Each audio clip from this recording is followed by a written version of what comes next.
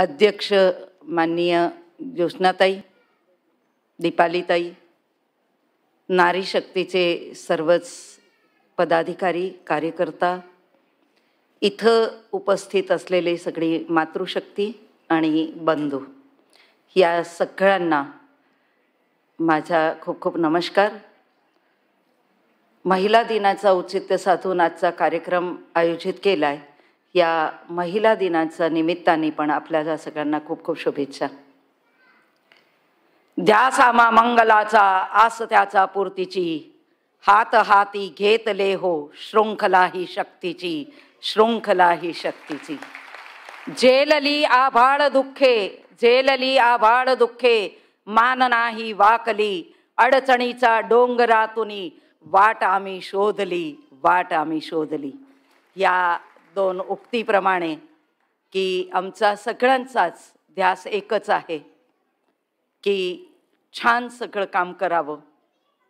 तसंच उद्योगवर्धिनी सोलापुरात काम करते. खूप परिचयात आणि ह्याच्यात सांगितलं गेलं, परिचय खूप मोठा करून दिला गेला. तो व्यक्तिगत चंद्रिका चव्हाणचा नसून तो उद्योगवर्धिनीचा परिचय आहे. ही सगळी ताकद आहे ते व्यक्तिगत कुणाचीच नसते, ते सगळ्या टीमचं काम आहे. आणि एक टीम जशी इथं संभाजीनगरला तुम्ही सगळे काम करतात, तसंच आम्ही सगळे सोलापूरला काम करतो.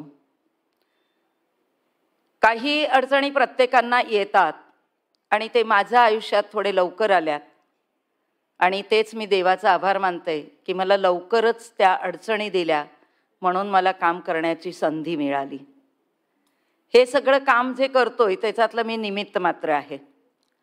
प्रत्येक गोष्टीला निमित्त असतं, तसंच एक हा निमित्त मात्र म्हणून मी किंवा आमची टीम काम करते.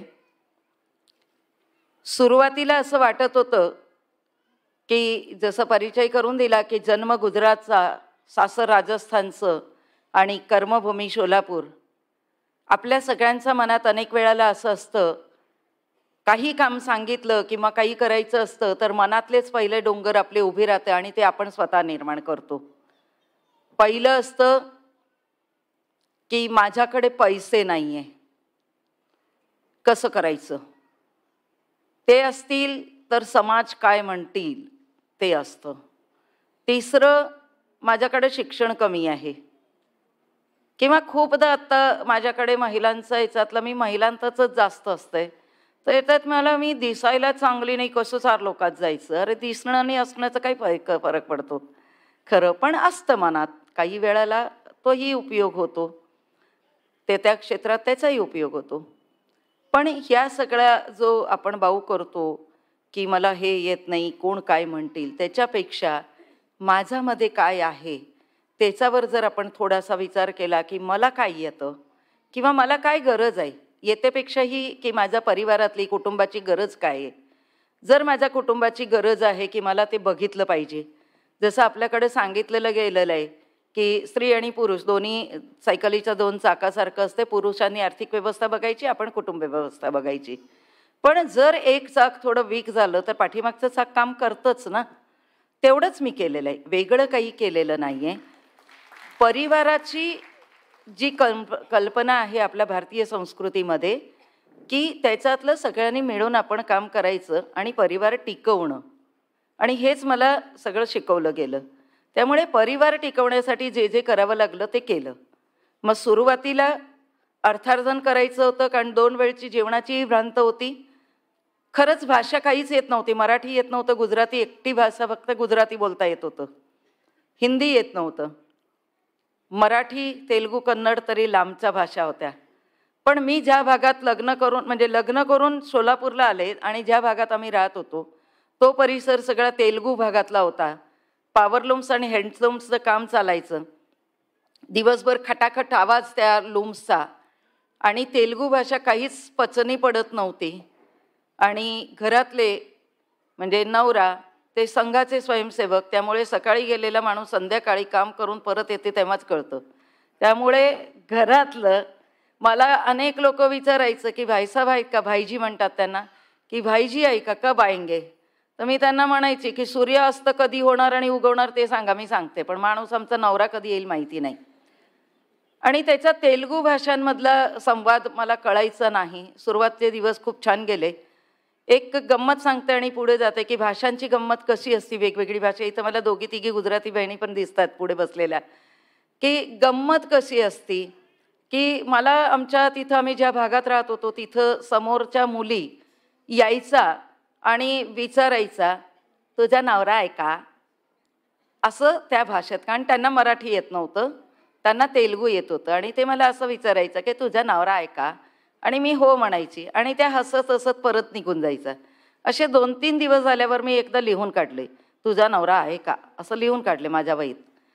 आणि ते लिहिल्यानंतर मग नशिबाने नवऱ्यालाच विचारलं की ह्या मुली येतात, हे विचारतात आणि जातात आणि हसतात खूप, त्याचा अर्थ काय. ते म्हणे मी विचारतायत की मी घरात आहे का, आणि हे कधीच घरात नसायचं.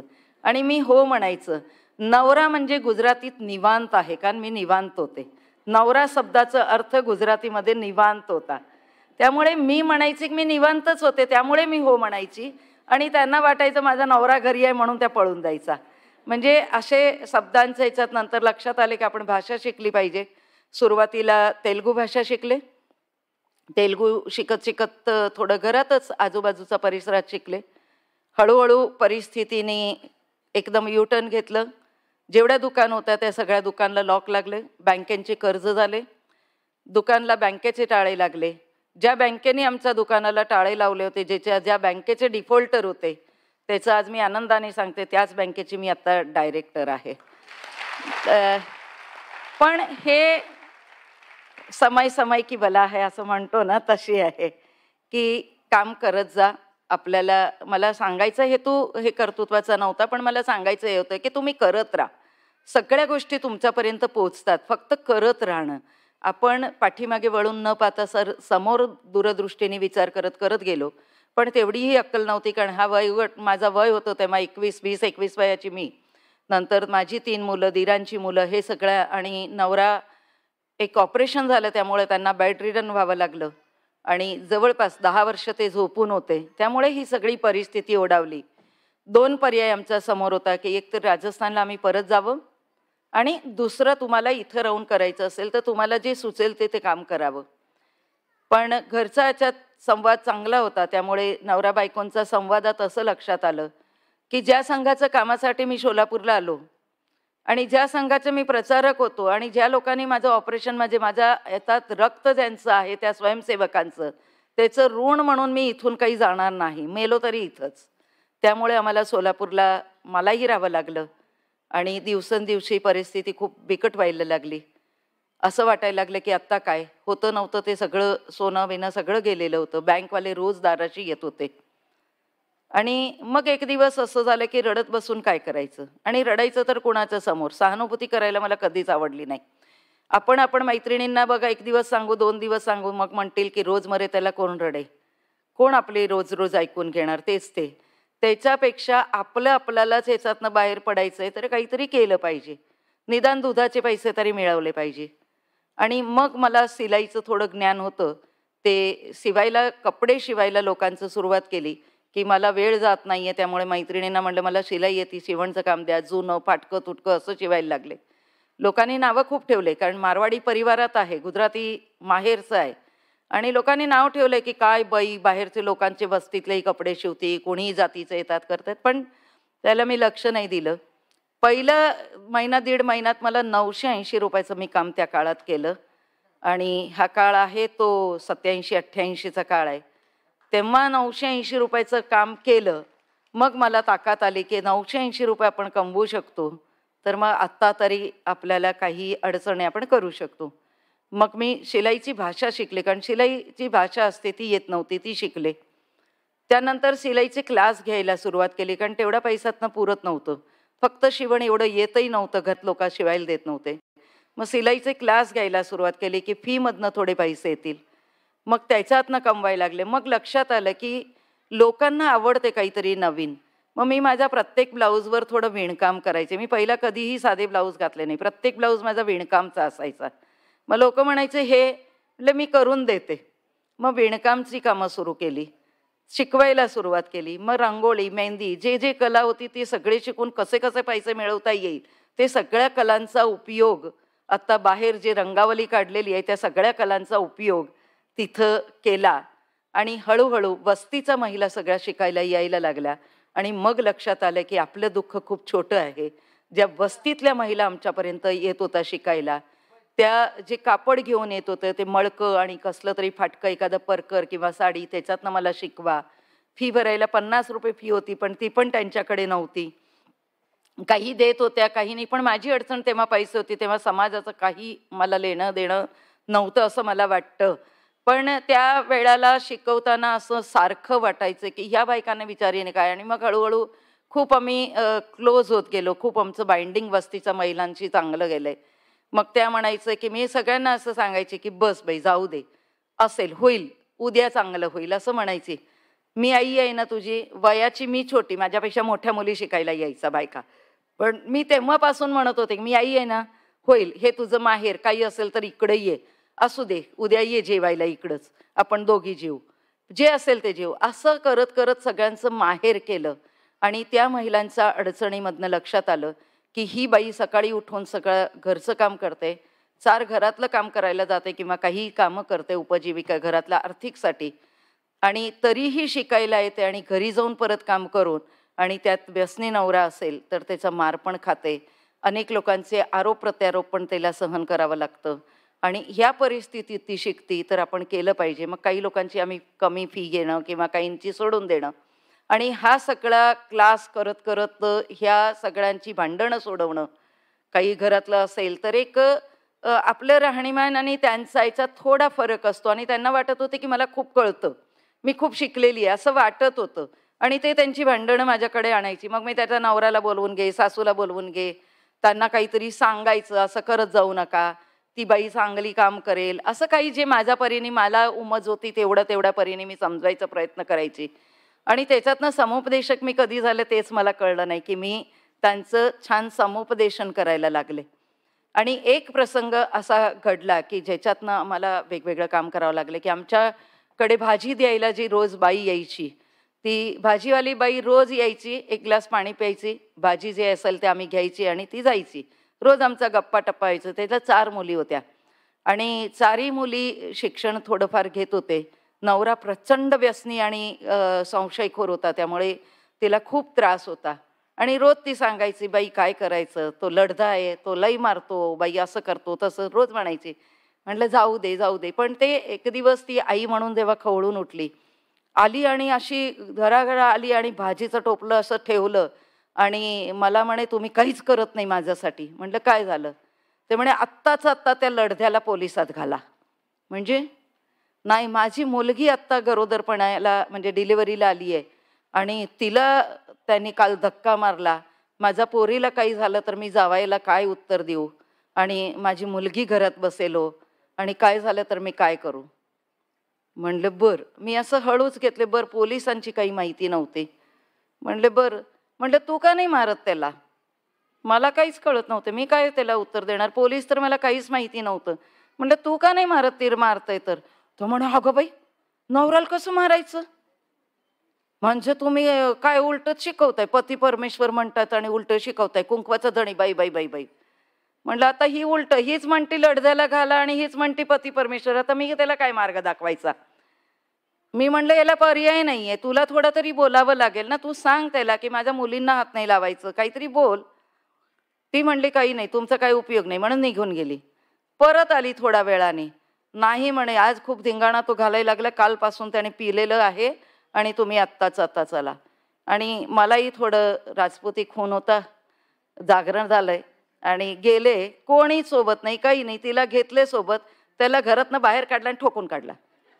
दडा बाहेर आणला वस्तीतनं, म्हणजे घरातनं आणला. खुमखुमी खूप होती. आता त्या घोषणा देत होत्या, मला देता येत नव्हतं पण मला घोषणा द्यायला खूप आवडतात आणि इतकं जोश येत होता. मग तसाच जोशनी त्याला ठोकून काढलं. ठोकून तरी काढला, तो बेहोश पडला. खूप पिलेला होता, रात्रपासून जेवला नव्हता, बेहोश पडला. वस्ती गोळा झाली. हळूच मी सटकून घरी आले आणि मग सगळे म्हणे की त्याला मारलाय, ते बेहोश झाले. भीती खूप वाटत होती, घरची लोक काय सांगतील, सगळेच प्रश्न होते. पण काही बोललं नाही. देवाला म्हणलं बाबा तूच बघून घे. तेवढ्यात पोलिसांनी बोलवून घेतलं की चौकीत बोलवले. गेले की त्याला तुम्ही कानून का हातात घेता, कायदा हातात का घेतला तुम्ही? मी म्हटलं मग काय करायचं, तुम्ही ते बायकाला रोज मारताय, तुम्हाला सांगितलं तुम्ही पण 5-50 रुपये पैसे मागता, मग आमच्या बायकाने काय करायचं? आणि त्यांनी मारले तेव्हा तुम्ही एकदाही पण आले का आमच्याकडे? रोज उठून नवरा बाईला मारतो तेव्हा तुम्ही एकदा तरी आलाय का? आणि आम्ही एकदा त्याला मारलं तर तुम्ही आमच्याकडे आलाय. म्हटलं हे काही बरोबर नाही आहे. आणि आम्ही मारलं ते काही चुकीचं नाही मारलं, त्यांनी आमच्या बाईला मारलं, आम्ही त्यांना मारलं. आणि आता याच्या पुढे तुम्ही नाही बघितलं तर आम्ही मारणार, तुम्हाला जे करायचं ते करा, असं बोलून टाकलं. भीती मनात खूप होती पण बोलून टाकले. असे प्रयोग सगळ्यांनी करू नये. हां, नाहीतर करायला जाल की तिथं पण तिथली परिस्थिती वेगळी होती. आणि नंतर मग जी भीती झाली की ही बाई येते आणि मारती, म्हणून बाईचा मार कमी झाला. अशा आमच्या अनेक बायकांचा पहिला मार कमी झाला की असं. नंतर आम्ही एक 8-10 जणांना मारले आत्तापर्यंत, म्हणजे मी जाऊन. अजूनही तो उपक्रम चालू आहे. आता मला जाता येत नाही थोडी ओळखी वाढल्यामुळे, पण हा उपक्रम चालू आहे, कधी कधी जावं लागतं. तर ते 8-10 जणांना मारले. त्याच्यात आमची दहशत निर्माण झाली की ह्या बायका येतात, चुकीचं केलं तर मारतात. आणि नंतर राजकीय प्रवास झाला. राजकीय प्रवासात खूप शिकायला मला मिळालं. आणि तेव्हा लक्षात आले की आमच्या वस्त्यांमध्ये जो समाज आहे, बैदू समाज आहे, बुरुड समाज आहे, हा सगळा वंचित समाज आहे की जो घरी स्वयंपाक वगैरे नाही करत. आणि हा समाज बाहेर जातो, जे काही मिळेल ते मोती मणी विकतात. आणि किंवा सिकलगार समाज हे बाहेर जातं, सगळं विकतात, जे मिळेल ते पैशातनं बाहेरचं बाहेर खातात, मुलांना पैसे देतात. आणि मला खूप वाईट वाटायचं की नाही, हे काम, हे रोजचं बाहेर खाऊन यांचं कसं तब्येत चांगली राहील, यांच्या मुलांना काही घरचं खावं वाटत नसेल का, यांना काही वाटत नसेल का, असं मला सतत त्या नगरसेवक असताना वाटायचं. पण त्यांना सांगितले की ते काही ऐकायचं नाही. मग बचत गट तयार केले त्यांचा. आणि त्यांना सांगितले की बचत गटाच्या माध्यमातून आपण काहीतरी उद्योग केला पाहिजे. तर ते म्हणे उद्योग म्हणजे कसं, आम्ही उद्योगच करतोय की आम्ही पैसे कमवतो, मग हा उद्योग नाही का? म्हटलं हा उद्योग आहे, पण तरीही तुम्ही मुलांसाठी केलं पाहिजे, कारण तुम्ही मुलांच्या शिक्षणाकडे, आरोग्याकडे, स्वतःच्या आरोग्याकडे काहीच लक्ष देत नाही. तर ते म्हणे असलं आमच्यात काही नसतं म्हणे, आणि आम्हाला येत नाही स्वयंपाक करायला. मग थोडी दादागिरी केली आणि एका बाईला पकडलं, तिथल्या गटातली थोडी डॅशिंग वाटत होती पुढे होऊन, तिला पकडली की तुला करावं लागेल. ते म्हणे नाही बाई, माझ्याकडे पैसा नाही, मी नाही करणार. म्हणलं कर्ज घ्यायचे बचत गटातून. आता कर्ज घ्यायचं म्हणजे किती घ्यायचं, कमीत कमी किती पैशांमध्ये आपला उद्योग सुरू होऊ शकतो? तर 50 रुपये आपण कर्ज घ्यायचं. 50 रुपये आम्ही गटातून कर्ज घेतलं त्या बाईसाठी. त्या बाईला घ्यायला लावलं आम्ही, म्हणजे त्या बाईला घ्यायला लावलं. आणि त्या 50 रुपयांमध्ये खरं तिला करायचंच नव्हतं, पण जबरदस्ती आणि भीती होती, नाही तर नळ कनेक्शन देणार नाही असं दादागिरी. खोटं काही करावं लागतंय कामासाठी थोडं, की नळ कनेक्शन नाही देणार, तुमच्या वस्तीत नळ कनेक्शन आता येणार आहे ना, मग तुला नाही देणार. गटातल्या बायकांनी काम नाही केलं तर नळ कनेक्शन नाही देणार. तर ते भीती होती. ते काही वर्षापर्यंत बिचारे जाऊ शकत नाही, त्यांची ताकद नगरसेवकपर्यंत असते, म्हणून एवढं करू शकतो. आणि त्यांना त्या भीतीपोटी एका बाईला तयार केलं. 50 रुपयांमध्ये आम्ही पहिल्यांदा पोहे आणले. पोहे आमच्या घरात, म्हणजे माझ्या घरात 1 किलो पोहे तिला करायला लावले. हा सगळ्यांमध्ये आम्हाला काहीतरी 11 ते 12 रुपये खर्च सगळा, तिची मजुरी पकडून. त्या काळातली गोष्ट आहे, 97ची गोष्ट मी सांगते. आणि त्यावेळेला 10-12 रुपये सगळा मिळून खर्च आला. आणि तिला म्हणले आता तुझं दारातच 1-1 रुपये 50-50 रुपये पैशामध्ये पोहे विकायचं. हे सगळी वस्तीतली मुलं गरम गरम चांगले पोहे टेस्टवाले दिले तर घेतील, आपण प्रयोग करू, नाही झालं तर हे पैसे मी तुला देणार 12 रुपये. आणि ती तयार झाली. आणि खरंच तासाभरात आमचे पोहे संपले. आणि मला नक्की आकडा खर्च किती झाला ते लक्षात आलं नाही, तरीही 36 रुपये आम्हाला मिळवले. म्हणजे 36चा आकडा उलटा असतो म्हणून तो लक्षात राहिला. 36 रुपये त्या 12 रुपयामध्ये का 11 जे खर्च केलं होतं त्याच्यातनं 36 रुपये आम्हाला मिळालं. मग ती बाई खुश झाली, 12 रुपयातनं 36 रुपये झाले. मग ती म्हणली भाभी मी करणार आत्ता काम. मग दुसऱ्या दिवशी परत पोहेच केले, मग सुशीला, मग उपमा, असं तिला घरात शिकवलं. आणि हळूहळू तिला म्हणलं की आत्ता तू जी करतीये त्याच्याबरोबर काहीतरी वेगळं, हे पैसे त्याच्यातच टाकायचं आणि ह्याच्यात वेगळे पैसे घालायचं नाही, ह्याच्यातले खर्च नाही करायचं, हे आपलं इन्व्हेस्टमेंट. आणि त्याच्यातनं जे पैसा आला त्याच्यातनं मग वस्तींची गरज काय, बचत गटांची बैठक बोलवली. त्यांना दिवसभरात किती गोष्टी उधारी आणतात, त्या उधारीच आणतात, तिथं सगळी उधारीच आहे. आणि त्या उधारीत काय आणताय, मग चहापत्ती, साखर, दूध, अंडी, बिस्किट, जे जे काही लागतं, तंबाखू पुडी, काय काय लागतं ते सगळं दिवसभरात जे आणते त्याची लिस्ट केली. आणि ती बाईला म्हणलं, पहिल्या सुरुवातीला दूध आणायला सुरुवात कर. दुधाचं बाहेरनं पाकिट आणायचं आणि ते लिटरमध्ये आणायचं आणि किरकोळ विक्री करायचं. मग हळूहळू अंडी असे करत करत तिची किराणा दुकान कधी उभी राहिली ती आम्हाला लक्षातच नाही आलं. फक्त 50 रुपयाच्या भांडवलावर ती किराणा दुकान उभी राहिली. आज तुम्ही त्या वस्तीत जाऊन जर बघितलं तर रोजचं 15 ते 20 हजारचा गल्ला म्हणतो आम्ही, की रोजचे 15 ते 20 हजारचं त्याच्यातनं खूप मोठी, आता तर त्याचं घर छान झाले, मोठी दुकान केली आहे, वरती घर बांधले, वस्तीमध्ये पण इतका विकास झाला. आणि त्याच्याच अनुभवाच्या आधारावर सोलापुरात असा वस्त्यांमध्ये घरगुती दुकान मानून 50 रुपयाच्या इन्व्हेस्टमेंटमध्ये, म्हणजे 50 रुपये कर्ज काढायचं, मग जे लागेल ते, आणि तेवढ्यामध्ये आज जवळपास 150पेक्षा जास्त किराणा दुकान किंवा तिथं लागणाऱ्या दुकान, मग काही लागतील ते महिलांचं लागणारे साहित्य असतील, मग काही नखऱ्याचं असतील, काय काय लागेल ते सगळं केलं. त्याच्या नंतर आम्ही थोडं लोकांचं असं हे झालं की ही बाई काम देते, त्यामुळे आमच्याकडे ओघ वाढला. मग आम्ही बोर्डामध्ये जे मार्केट यार्ड आहे तिथलं धान्य निवडायला बायकांना पाठवलं आणि त्या रोजंदारीवर काम करायला लागले. खाली सांडलेलं धान्य निवडायचं आणि त्याच्या बदली त्यांना धान्यच देत होते, पैशाच्या स्वरूपात नव्हतं पण धान्य. मग हळूहळू त्या बायकांचं तिथं काम वाढले, मग पैसे त्यांना मिळायला लागले. ज्या कारखाने आमच्याकडे टॉवेलचे कारखाने आहेत त्या कारखान्यांमध्ये आम्ही बायकांना पाठवायला लागलो. पण अडचणी अशा आल्या की कारखान्यामध्ये आणि इथं बायकांना काम करताना त्या बायकांच्यावर अत्याचारांची थोडी वाढ झाली.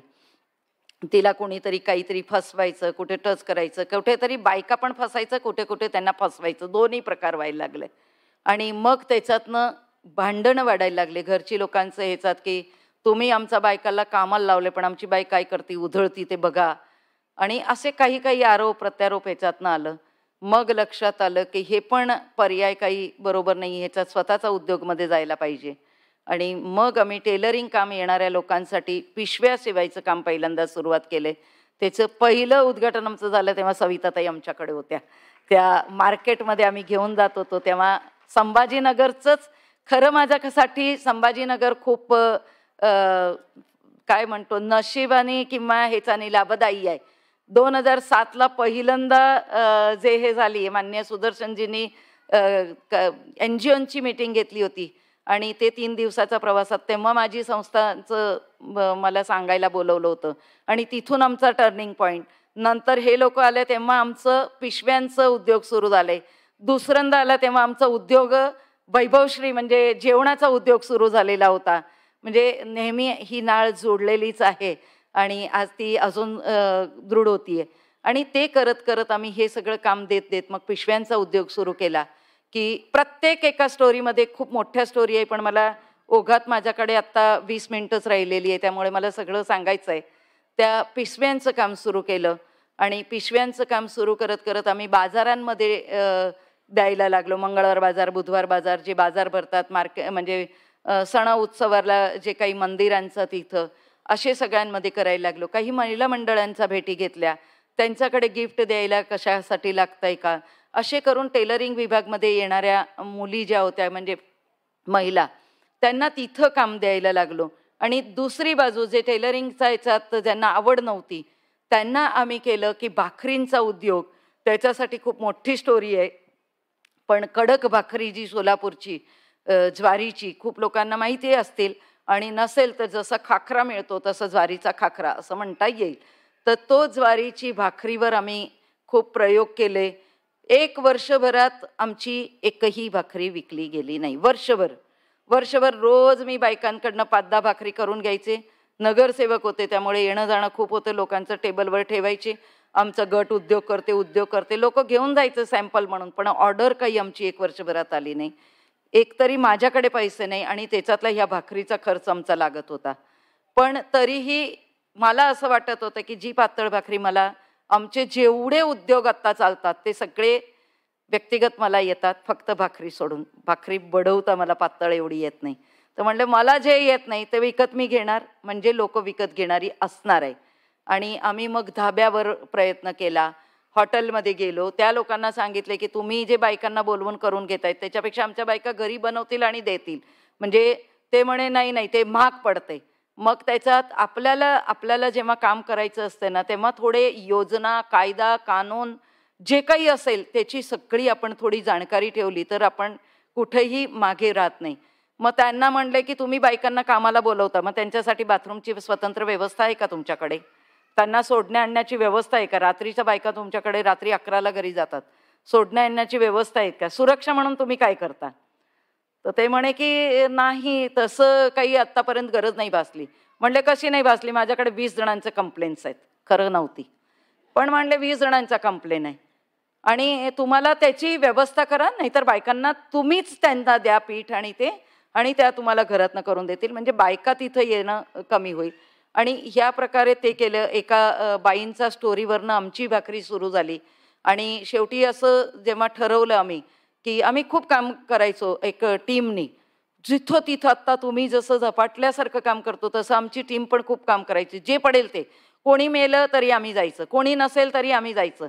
अगदी सरपणं रचणं, ते बाईला आंघोळ घालणं, तयार करणं, घेऊन जाणं, कुंकूचा सडा घाल, घरच्या लोकांना नंतर जेवण दे, बाळंतीण कोणी झाली तर तिथं दवाखान्याला जा, भांडण झाले तिथं जा, मुलीचं लग्न अडले तिथं जा, पोलिसात जा, सगळीकडे आम्ही जात होतो. अगदी दारूवाल्याला पकडून नेलं तरी आम्ही जात होतो. मग पोलीस म्हणजे कमिशनरने बोलवलं, भाभी याच्यात जाऊ नका, हे चुकीचं काम आहे. मग ते सोडून दिलं. नाहीतर कळतच नव्हतं, कुठेही असं वाटलं की याला अडचण आहे मग जायचं, कारण तिथं दारूभट्ट्या खूप आहे, आमच्याकडे बायका पण बनवतात, तिथं पण जायचं त्याला वाचवायला. ते म्हणे हे काम चुकीचं आहे, तुम्ही करू नये, तुमचं एक नगरसेवक म्हणून तुम्ही काम करताय तेव्हा किंवा सामाजिक पुढे येऊन तर ह्या कामात तुम्ही येऊ नये. मग ते बंद केले. पण असं सगळं याच्यात जात होतो. आणि एकदा बसल्या बसल्या म्हणजे एका बाईंचा त्याच्यात आम्ही गेलो होतो आणि मयतीला कोणीच नाही, आम्हीच 5-6 जणी बोलवून घेतले महापालिकेची लोक. माणसांना म्हणले तुला पैसे देतो, कारण उचलायला आपल्याला येत नाही. आणि गाडी करून आम्ही घेऊन गेलो आणि सगळं सरपण, तिथं एक मोठा राजकीय नेता मेला होता, सगळे तिथं, आम्हाला सरपण कोणी लावून देईना. मग आम्हीच ती सरपणं सगळी लावली, प्रेत ठेवलं आणि सगळं केलं. आणि माणसंच नाही. मग दुसऱ्या दिवशी असं खूप वाईट वाटलं की एखाद्या बाईंची अशी कसं होऊ शकतं की जी बाई सगळं करते आणि ती गेल्यानंतर मग आपण जात आणि हे तेन सगळं बघतो, ह्याच्यात येत नाही त्याच्यात येत नाही. मग म्हणलं आपण मेल्यावर किती लोक येईल हो. अपर्णाताई रामतीर्थकरांचं नाव बऱ्याच जणांनी ऐकलेलं असतं, त्या आणि मी असं बसलो होतो. म्हणलं त्यांना नानी म्हणायचो, त्या आणि माझी खूप जिव्हाळ्याच्या मैत्रीण, की नानी आपण मेल्यावर कोणी येतील का, असंच आपण पडून राहू? ते म्हणे बहुतेक येतील 50-100 जण. म्हणले आपण एक प्रयोग करायचा का, आत्ताच आपण बोलवल्यावर किती येत आहे ते बघूया, म्हणजे मेल्यावर किती येतील ते त्यांची आपण कल्पना करू. अशी हसत हसत आम्ही सगळं आमचं मेल्यानंतर काय करायचं, कोण किती रडायचं हे पण ठरलेलं आहे, किती वेळ रडायचं, कोणी हे करायचं, सगळं जे सत्य आहे त्याला काय झाकायचं, ते सत्यच आहे ना, कधीतरी जायचं आहे, पण ते ठरवायचं, त्याचाही सोहळा व्हायला पाहिजे. आणि असंच बोलत आम्ही एक महिला मेळाव्याचं आयोजन केले. पैसा काहीच नव्हता. एका राजकीय अधिकारीला म्हणजे राजकीय नेत्याला पकडलं की आम्हाला महिला मेळावा करायचा आहे, त्यांचा मुलगा गेला होता तरुण, त्याचा स्मृतिप्रित्यर्थ खर्च तुम्ही करा आणि आम्ही मेळावा करतो, नाव त्याचं देऊ. ते म्हणे काही हरकत नाही. मग विनयजी कोरे वारणानगरचे, शोभनाताई फडणवीस, गडकरीजींकडे गेले. कळत काहीच नव्हतं. मी हे सगळं प्रवास करताना मला खरंच आजही कळते असातला बाईक नाही. जिथं जे जे वाटलं गेले, तिथून नाशिकला गडकरीजी होते तिथं गेले की गडकरी साहेबांची म्हणजे मला नावानिशी ओळखतात आणि एक त्यांना माहिती होतं की भाभी चांगलं काहीतरी काम करतात. मी म्हणलं माझ्याकडे तुम्ही पाहुणे म्हणून या ना, आमच्याकडे फुकटचं कोणी येतच नाही हो. ते म्हणे अहो भाभी बैठक आहे समन्वयाची, मी नाही येत पण शोभाताईंना मी पाठवतो. म्हणलं ते पैसे मागितले तर? ते म्हणे नाही मागणार, मी फोन करतो. म्हणजे हेही माहीत नव्हतं. जे असंच माहिती होतं की कुठलंही काम करताना लोक पैसे मागतात. आणि मग आमचा कार्यक्रमाचं नियोजन झालं. आम्ही खूप निमंत्रणं सगळ्यांना दिली ज्याच्यात काम करत होतो. 2000 लोक अपेक्षित केले होते की 2000 महिला तिथं उपस्थित राहील. त्यांची जेवणाची सोय केली होती, सगळी व्यवस्था, पॅन्डॉल सगळं छान केलेलं होतं. फक्त एक सांगितलं होतं, स्वखर्चाने यायचं आणि स्वखर्चाने जायचं, आम्ही काही पैसे देऊन गर्दी गोळा करणार नाही. आणि त्या ह्याच्यात पत्रकार परिषद जी घेतली, ती पत्रकार इथं असतील बंधूंनी मला माफ करावं, पण पत्रकार परिषद घेतली आणि त्यांना सगळं सांगितलं असं असं आम्ही पण असा महिलांचा काही सन्मान पण केलं, ह्या कार्यक्रम कशासाठी काय आहे असं सगळं सांगितलं. आणि नेहमीचं माझी सवय आहे की एक नवीन पिल्लू सोडून देते. तर ते लोकमतचे पत्रकार होते आणि म्हणे भाभी नवीन काय याच्यात? म्हणलं भाकरी सुरू झाली, एवढंच म्हणलं. भाकरी सुरू झाली. ते म्हणे किती? आता काहीच करत नव्हतं, कसं खोटं बोलायचं ना. म्हणलं हां 1 मिनिट आले. असं करून आमच्या उपाध्यक्षला त्यांना गाठून दिलं, तिच्याशी बोला. तिला बिचारीला काहीच माहिती की मी याच्याशी काही बोलले, ते काहीच माहिती नाही. त्याने म्हणलं की ताई भाकरी सुरू झाली. तर आम्ही एक ऑर्डर 3000 भाकरींची पूर्ण केली होती, वारीत देण्यासाठी दिली होती. तर ते म्हणे हो केली. ते म्हणे किती? 3000. आणि कोण कोण बायका? ते बाळ्यात केली. ती सगळं बिचारीने ती भाकरी केलेली होती ते सांगितलं. आणि त्याला तिच्याकडनं त्यांनी फोटो घेतला. आणि दुसऱ्या दिवशी आमचा जो मेळावा होता त्या दिवशी लोकमतनी मोठी बातमी सांगली की भाकरीचा चंद्र उगवला बाळ्यात. बाळं ठिकाण आहे, भाकरी चंद्रिका माझं नाव म्हणून, भाकरीचा चंद्र उगवला बाळ्यात अशी बातमी आली. आणि त्यांनी फ्रीमध्ये पेपर बायकांना वाटलं. आणि आमचा मेळाव्याचा उद्योगाचा दृष्टिकोन सोडून भाकरीची चर्चा इतकी झाली, लोकांनी वाखाणलं. आणि त्या पत्रकारांनी, आम्ही म्हणलंच नव्हतं, ते 3000 केली एकदा झाली. आणि त्यांनी म्हणले रोजचं 1000 भाकरीचं उत्पादन. आत्ता खोटं बोल पण रेटून बोल आणि खोट्याला खरं करण्यासाठी प्रयत्न कर, हे माझं ब्रीदवाक्य आहे. त्यामुळे मग सगळ्यांना तोंड द्यावं लागलं. मेळावा 7500 बायका आल्या. खूप छान झाला मेळावा. म्हणलं आत्ता काळजी नाही, कधीही मेलो तर 10,000 लोक आपल्या पाठीमागे येतील. एक निश्चिंती झाली, मरण्याची केली, आता जगण्याचा विषय होता. आणि मग 2 दिवसानंतर इथं डॉक्टर साहेब ते बसलेले आहे की असे छान कार्यक्रम आपण सगळे करतो, त्याची कौतुकाची थाप नेहमी आपले बंधू करतात. आणि त्याच्यातले एक स्वयंसेवक काका घरी आले, भाभी तुमचं खूप कौतुक, एवढं सगळं छान केले. म्हणलं हो मेळावा छान झाला आमचा. असं तर आम्ही पण वाऱ्यावरच होतो, कारण 7500 बायका आल्या होत्या ना, त्यामुळे आम्ही थोडे वाऱ्यावर होतो. म्हणलं हो छान झालं वगैरे. ते म्हणे ती भाकरी आहे ना, भाकरीचं छान झालंय. म्हणलं हो खूप छान झाले. तर म्हणे मला 25 भाकरी द्या. आता आली पंचायत, 25 भाकरी कुठली द्यायची? आणि भाकरी तरी काहीच नव्हती, आम्ही करतच नव्हतो, कारण लोकांना सांगून ना 5-5 ठेवली, वर्षभर कोणी घेतली नाही म्हणून बंद केलं होतं. तर म्हणलं आता आली आपल्यावर आपत्ती, म्हणून म्हणलं थांबा काका चहा टाकून येते, आपण चहा घेऊया. आत गेले, चहा करायला गेले. देवाला म्हणलं आता तार तूच बाबा, काय करायचं ते. मग बाहेर आले, चहा दिले. ते म्हणे मग कशी देताय भाकरी? म्हणले काका तुम्हाला सांगू का, त्या बातमीनंतर भाकरी इतकी उचलली गेली, आमच्याकडे काहीच शिल्लक नाहीये. सगळी भाकरी संपली, तुम्हाला 2 दिवसांनी दिली तर चालेल का? ते म्हणे चालेल, मी तर कौतुक म्हणून तुमची घ्यायला आलो होतो. म्हणे किती पैसे देऊन जाऊ? म्हणले तुम्ही घरचेच आहात ना, घेते मी नंतर भाकरी देताना, मग एखाद दिवस मागे पुढे होऊ शकेल, मग मी तुम्हाला देताना पैसे घेईन. रेट काय ठरवायचं ते माहीत नव्हतं, काहीच माहीत नव्हतं. मग काका गेल्यावर आमचं डोकी चालू झालंय, बायकांना बोलवलंय, ज्वारी आणली, भाकरी केली, वजनात किती काय बसते वजन ते सगळं काढलं, ते भाकरी करून काकांना दिली. आणि भाकरी जे आम्ही महिन्यातही 1 वर्षात 1 विकू शकत नव्हतो, आजच्या तारखेला आमच्या संपर्कातून जे मार्गदर्शन घेऊन भाकरी बनवलेल्या ज्या बनवतात, तशी रोजची साधारण सोलापुरातनं 10-1000 भाकरी रोज विकल्या जातात. भाकरीमध्ये विकून बायकांनी स्वतःचा संसार आणि घर दोन्ही उभं केलेलं आहे. असंच चटणी, मसाले, पापड, कुरडई, सेवया, सांडगे, उन्हाळी पदार्थांमध्ये पण असंच काम चालतंय. 2008ला रोटरी क्लब सोलापूरनी आम्हाला विचारले की तुम्ही आम्हाला स्वयंपाक बनवून देता का? 100 जणांचा वृद्धांना रोज डब्बा पोचवायचा होता. ते आम्हाला 13 रुपयामध्ये 1 डब्बा द्यायचा होता. नाही म्हणायचा स्वभाव नसल्यामुळे हो म्हणून आलो, पण 13 रुपयात एवढा स्वयंपाक डब्याचा कसा होईल? त्यांना द्यावं तर लागेल. हो म्हणून आलो. प्रायोगिक तत्वावर 1 दिवस द्यायचं होतं. परत बचत गटांचं सगळ्या बायकांना बोलवलं. कोणी तयार होत नव्हतं, कारण पैसे खूप कमी मिळणार होतं, श्रम जास्त होते आणि रोजचं काम होतं. मग एक गट तयार झाला आमचा, वैभवलक्ष्मी गट तयार झाला की 1 वर्ष आम्ही काम करतो भाभी, नंतर तुम्ही बघा. आमचं काम सुरू झालं, त्याचाही अनुभव नाही, भांडी नाही. 1-1 मूठ आपल्या घरात घेतो तसं 1-1 मुठाने 100 मूठ तांदूळ घेतले. 1-1 बटाटा करत आम्ही 100 बटाटे घेतले. आणि भाजी केली तर भाजी 200 लोकांची झाली, कारण 1-1 बटाटा आणि त्याच्यात रस्सा भाजी द्यायची होती. इतकं मोठं झालं. नंतर वाटत बसलो, सगळ्यांना वाटत बसलो, पण केलं. पहिला दिवस त्यांना पसंत पडले, ते म्हणे रेग्युलर द्या. आता रेग्युलर द्यायला परत पंचायत सगळं करायचं, मग घरचाच याच्यातनं परत भाड्यानी भांडी आणली. पण आज जास्त झालं तर उद्या कमी व्हायचं. आज मीठ कमी व्हायचं तर उद्या तिखट जास्त व्हायचं, काही ना काही आमच्याकडनं चुकावायचं. असं 4-5 दिवस झाले. आणि ते लोकांनाही आम्ही सांगत होतो की तुम्ही समजून जरा घ्या, आम्ही 2-3 दिवस आम्हाला लागेल, पण रोज असं करून चालणार नाही. आपल्याला द्यायचं आहे तर व्यवसाय म्हणून व्यवसाय स्वीकारला पाहिजे. मग आम्ही एक आचार्य आहे त्याला पकडला आणि त्याला म्हटलं तू आम्हाला बनवून देतोस का? ते म्हणे 13 रुपयात होत नाही. म्हटलं कर ना, डाळ भात भाजी करायची, बायका आमच्या पोळ्या करतील, सगळे पैसे तुला देते, तूच सगळं बघ. घरातच चालू होतं हे काम. तो तयार नव्हता. म्हटलं थोडे दिवस कर, आम्हाला पैसे वाढवून मिळणार आहे, तुम्हाला देतो म्हणलं. काही वाढवून मिळणार नव्हतं, पण त्याला तरी सांगितलं आणि त्याच्यात हो म्हणलं आणि तो करायला लागला. आता तो शिकवणार नाही आपल्याला, आचार्य कसं शिकवतील? म्हणून आम्ही काय करायचो की बायकांना सांगायचं की रोज डब्यात जे सामान काढून ठेवायचं ना ते वजन करून ठेवायचा. रोज तांदूळ, डाळ, पाणी, तिखट, मीठ सगळं जेवढं जिरा मोहरीपासून सगळं वजन. आणि तो गेल्यानंतर परत वजन करायचं, आज किती वापरले, असं महिनाभराचा रेकॉर्ड ठेवला.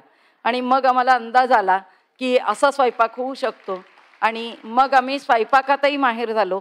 आत्ता आमचा किचनमध्ये रोज 2-1 हजार लोकांचा स्वयंपाक होतो, त्या बायका करतात. त्यानंतर कोविड काळमध्ये पण आम्ही खूप मोठ्या प्रमाणात केले. दिवाळी फराळ आम्ही खूप मोठ्या प्रमाणात करतो, विदेशात पाठवतो. पण ह्या सगळ्या कामांबरोबर आम्हाला वाटत होते की एक सामाजिक भान म्हणून आम्ही काही केलं पाहिजे, कारण देणारा जो घेणारा हात आहे तो देणारा व्हायला पाहिजे, हेच आमचं काम आहे. की प्रत्येक बाईला किती दिवस तुम्ही देणार, ती देणारी व्हायला पाहिजे. त्यामुळे तिचं एक सामाजिक भान, आता ताईंचा याच्यातनं मला छान शब्द समाजभान आणि आत्मभान, राष्ट्रभान जे त्यांनी सांगितलं, तसंच आम्ही त्याला समाजभान काय असतं तर आम्ही आमच्या आसपास राहणारे आजी आजोबा जे आहे त्यांना आम्ही कमी पैशामध्ये जेवण देण्याचं सुरू केले की 5 रुपयात आपण त्यांना जेवण देऊ. आमचं जे राहील ते 5-15 लोकांना आपण देऊ. आणि 5 रुपयामध्ये आम्हाला जे जेवण द्यायचं होतं ते 5 रुपये देणारी पण परिस्थितीची अनेक लोक नव्हते. त्याच्यातला एक प्रसंग सांगते आणि पुढे जाते. ताई मला सांगा बरं का, माझा वेळ संपला कारण हॉल सोडायचा आहे. मी एक 5-10 मिनिटात संपते.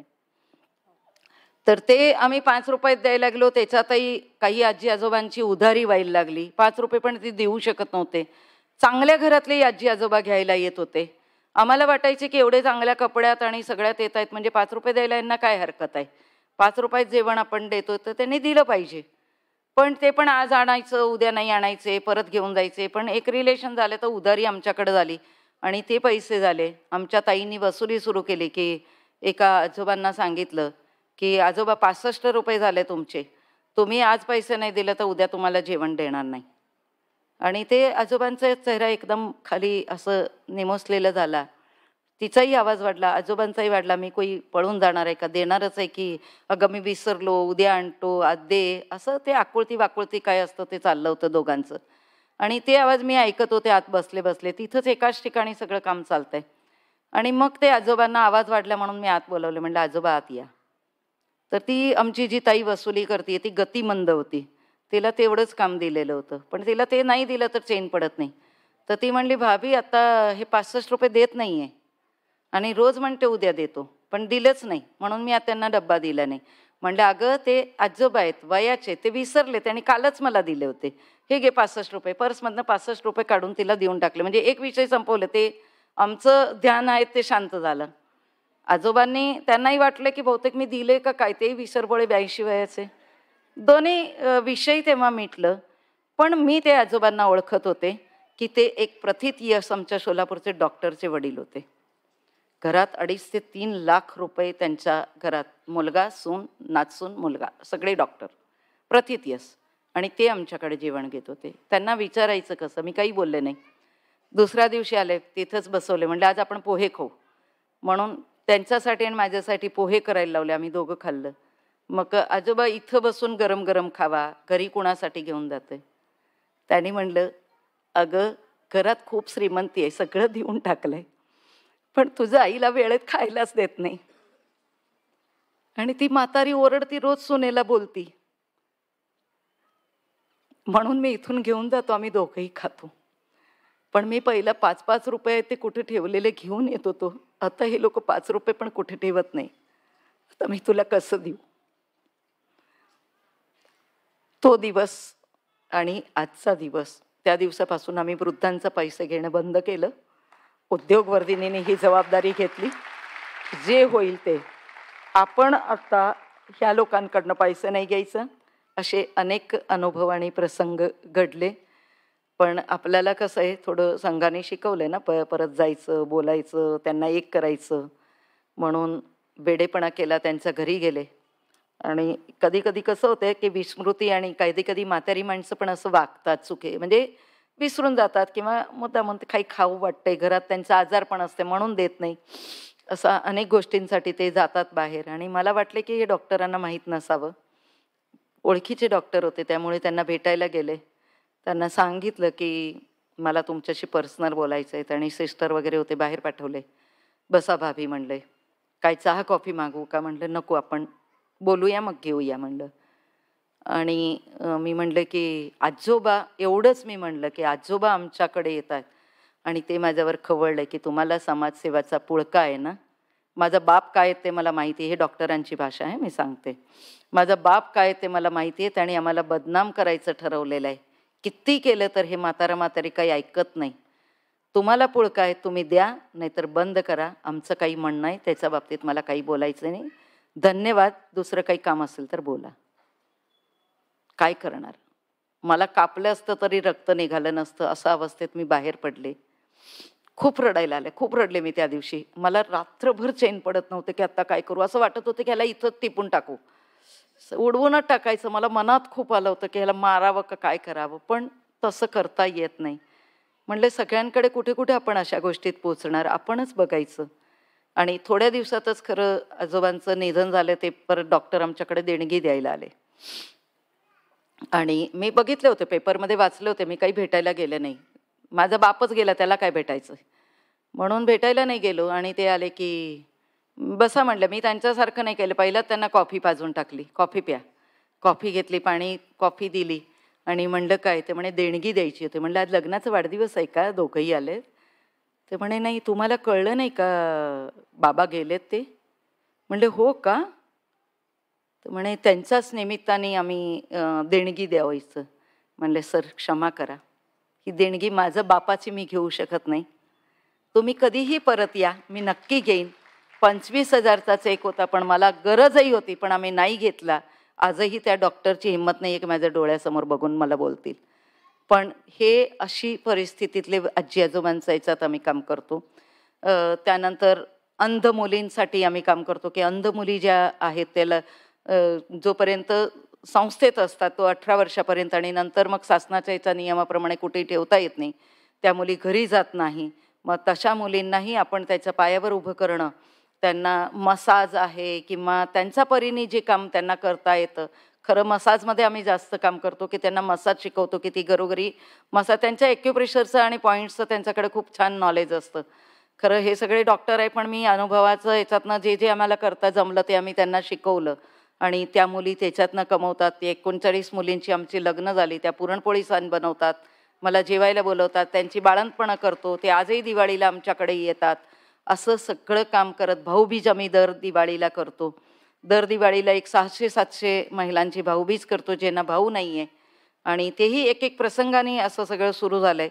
असं टेलरिंग आणि केटरिंग ह्या 2 विषय घेऊन सोलापुरात आम्ही हे सगळं काम करतोय. आणि हे सगळं जवळपास आमच्या संपर्कात आलेले महिला असेच आहेत की ज्यांनी एकदा दोनदा आत्महत्याला प्रयत्न केलेला, घर सोडून गेलेल्या, काही सेक्स वर्कर्स महिलांमध्ये आम्ही काम केले की ती घरगुती जे ते ओरिजिनल त्या नाही आहे, पण ते घरगुती काही आर्थिक टंचाईमुळे काही ना काही व्यसनाला लागल्या. मग त्या ह्याच्यातनं एकदा त्याच्यात गेल्या की त्यांच्यासाठी बाहेर पडणं खूप मुश्किल होतं. आणि त्या लोकांचा महिलांची भेट घेऊन की हे परिवार तुटेल आणि तसं करता तुम्ही करू नये म्हणून तशा महिलांसाठी काम शोधलं, त्यांना उभं केलं. ज्या घरगुती काम करतात, म्हणजे धुणं भांडी वगैरे करतात, अशा महिलांना ट्रेनिंग एक तयार केली पहिला की या बायकांनी स्वच्छ काम कसं करावं की जेणेकरून त्यांच्या श्रमाला जास्त मोबदला मिळेल.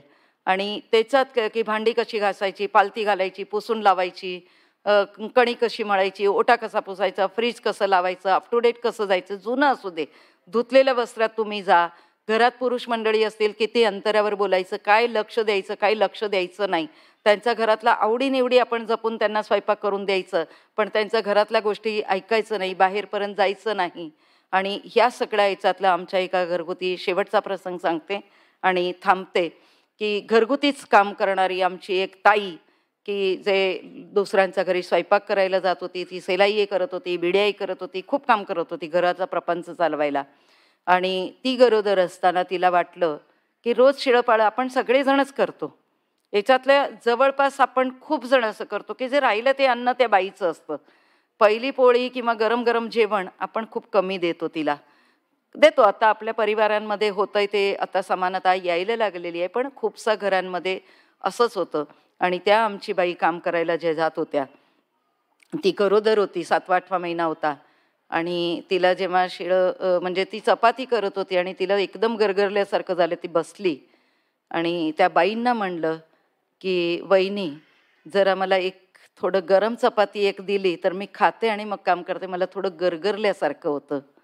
त्या बाईंचा उत्तर काय होता, की तुम्ही एकच जातीचे, तुमची नजर नेहमी आमच्या अन्नावर असती, म्हणून आमच्या घरात अन्न शिल्लक राहत नाही, बरकत येत नाही. तुझी नजर चांगली नाही, चपाती तर दिली नाही, पण त्याला जातीलाही कोसलं, सगळ्या ह्याच्यातनं जे बोलायचं होतं ते बोललं. ती रडत बाई घरी आली, तिचं काम सुटलं, 18 दिवसाचा पगार आजही नाही दिला अजूनपर्यंत. ही 97ची गोष्ट आहे. तिला पगारही नाही दिला आणि ती परत आली. नंतर डिलिव्हरी झाली, पण तिच्यामध्ये जिद्द होती की मला काहीतरी करायचं आहे. आता मी लोकांचं काम नाही करणार, मला काहीतरी सांगा. आणि आम्ही जे बाजार भरवतो त्या बाजारात काहीतरी लोकांचं सामान घेऊन मी विकू का? मला फ्रीमध्ये एक टेबल द्या. पण आमचं ₹75, रोजचे ₹25 भाडं होतं, ते तिच्याकडे नव्हते. आणि ती मला म्हणत होती 50 रुपयात 3 दिवस द्या. पण आमच्याकडे सगळ्यात तशा होत्या, आम्ही खर्च कमी करू शकत नव्हतो. नको म्हणले, ती खूप जिद्द करत होती. मी म्हणले एवढंच असेल तर स्वतःचा उद्योग उभं करा ना, काय ते हे करताय म्हणलं. ते म्हणे काय करू? मी म्हणले तुम्ही काय नाव आहे? तर त्यांनी त्यांचं नाव सांगितलं. त्या आडनावावरनं मला असं वाटलं की त्या मराठा समाजच्या असाव्यात. तर मी म्हणलं तुम्ही मराठा समाजाचा का? नाही, मी नाव्याची आहे. म्हणलं बरं. म्हणलं त्यांनी असं त्या जोशमध्ये म्हणले, अशा गोलगुब्ब्या, हे सगळ्यांनी जे सोलापूरला आले त्यांनी सगळ्यांनी त्यांना बघितलेले, असं जाडजूड गोलगुब्ब्या, परकर निळा तर साडी पिवळी आणि ब्लाऊज लाल नेसणारी बाई, मोठं कुंकू लावणारी, म्हणजे कुठेही मॅचिंग नाही, बघितले तर डॅशिंगवाली, अशी अकराळ विकराळ पण छान दिसणाऱ्या गुटगुटीत बाई. आणि ती म्हणली आम्ही नाव्याचं आहे. तर मी डोक्यात टाळी मांडले, म्हटलं बरं झालं, काम करू आपण.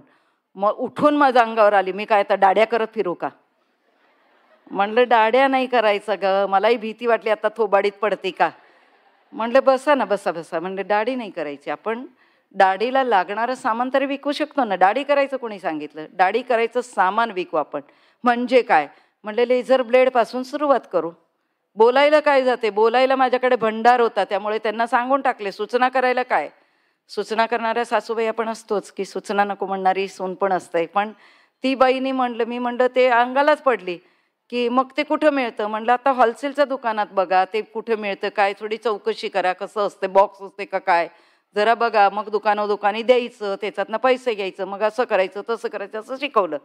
आणि ती बाई माहिती काढून आली आणि ₹298 लेझर म्हणजे टोपाजची ब्लेड, तर एक बॉक्स 1000, त्याच्या बॉक्सचं ₹298 एक बॉक्स मिळत होते कन्सेशन रेटमध्ये. तर ती विचारून आली, मला म्हणे द्या ₹298. म्हणलं काय, काल ओळख झाली, आज तर मारायला निघाली होती आणि आता ₹298 कुठलं देऊ, माझ्या घरीच नाही आहे, माझ्याकडे नाही आहे. ते म्हणे माहीत नाही, मी तुम्हाला परत देत, आत्ता द्या. म्हणलं थांब. मग आमचं बचत गट होता, त्या बचत गटातनं आम्ही त्यांना ₹300 काढून दिले, विश्वासाने दिले. म्हणलं जे होईल ते होईल, आता एक बाई तरी उभं होतंय का नाही माहिती नाही, पण देऊन टाकलं ₹300. एक सवाष्णी जेव घातलेलं पुण्य मिळेल असं मनात म्हणल्याने ₹300 बचत गटातनं काढले, कारण महिन्याला 30-30 करून परत भरायचे होते. ते भरू म्हणलं आणि ₹300 त्याला दिले. ₹298 ते लेझर टोपाचा ब्लेड आणल्या. दुकानी गेले, चांगले अनुभव सगळेच आले असं नाही, पण काही लोकांनी आम्हाला छान प्रतिसाद दिला. मग हळूहळू क्रीम, मग काय काय लागतं ते होलसेलमध्ये घेत गेलो आणि त्यांना दुकानांना देत गेलो. मग तिला सायकल घेतली, मग सायकलवर जायला लागली. मग नंतर बाईक घेतली की जी इलेक्ट्रिकवर चालणारी, त्याच्यावरती जायला लागली. आणि हळूहळू कॉर्पोरेशनचा एक गाळा घेऊन दिला. कॉर्पोरेशनच्या गाळ्यांमध्ये होलसेलचं थोडा माल ठेवून सगळ्या दुकानांचं ते द्यायला लागली. नंतर अजून एक गाळा घेतला. नंतर आत्ता ती बाईंची जी टर्नओव्हर आहे ती 5.5 करोडचं टर्नओव्हर आहे. असा सक्सेस स्टोरी उद्योगवर्धिनीचा गाठीशी आहे. त्या बाई आमचा डायरेक्टर पण आहे आणि आजही त्यांचं आत्ताच नवीन एक युनिट आम्ही सुरू केले शेळ्याचं आणि कोंबडी पालन. आम्ही आता ग्रामीण भागात थोडं जाऊ इच्छितो, त्यामुळे तिथं एक शेळ्याचं आणि कोंबडी पालनचं पण त्यांचं हे केलं. 7 मजली शोरूमची गुढीपाडवाला उद्घाटन करतो तेवढी मोठी जागा पण त्यांनी घेतलेलं आहे.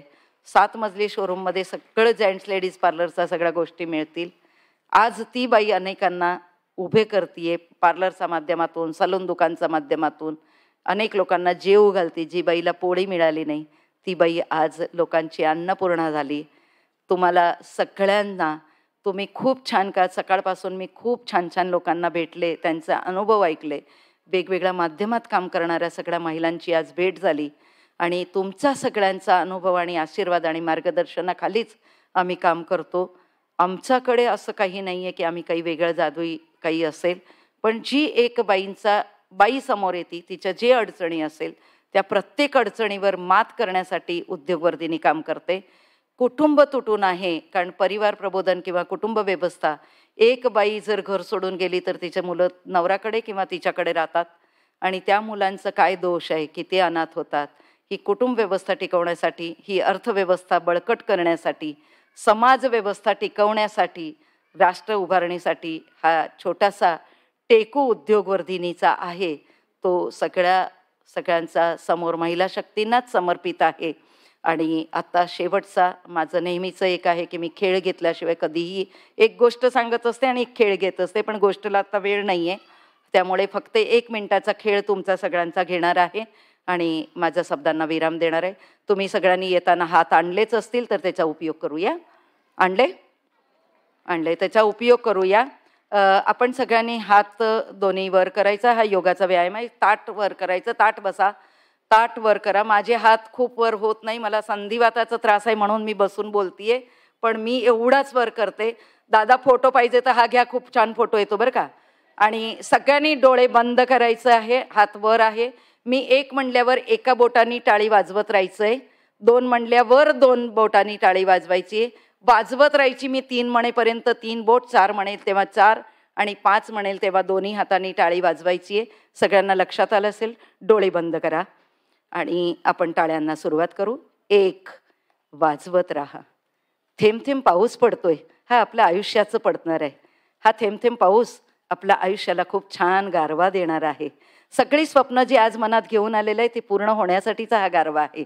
2 अरे वा, हे तर वाढता क्रम आहे ना. आता नक्कीच चांगले दिवस येणार आहे, सरकारी नाही तर आमच्या स्त्री शक्तीचे, नारी शक्तीचे. 3 वा, अरे घरात सगळंच बाहेर ठेवलेलं आहे, भिजून जाईल, काय करावं, आता लवकर घरी जायचंय, हॉल पण सोडायचंय. 4 आता माझा उद्योगांची सुरुवात झालेली आहे. नरेंद्रजी मोदी माझ्या उद्योगाचे उद्घाटन करायला येत आहेत, राष्ट्रपती येत आहेत आणि सगळ्या ताफा इथं आहेत. महिला सगळ्या सुरक्षासाठी आणि ढोलनादात इथं सगळे आलेले आहेत. हेच नारी शक्तींचा विजय आहे आणि नारी शक्तींसाठी 5 तुमच्यासाठी ह्या टाळ्या. धन्यवाद.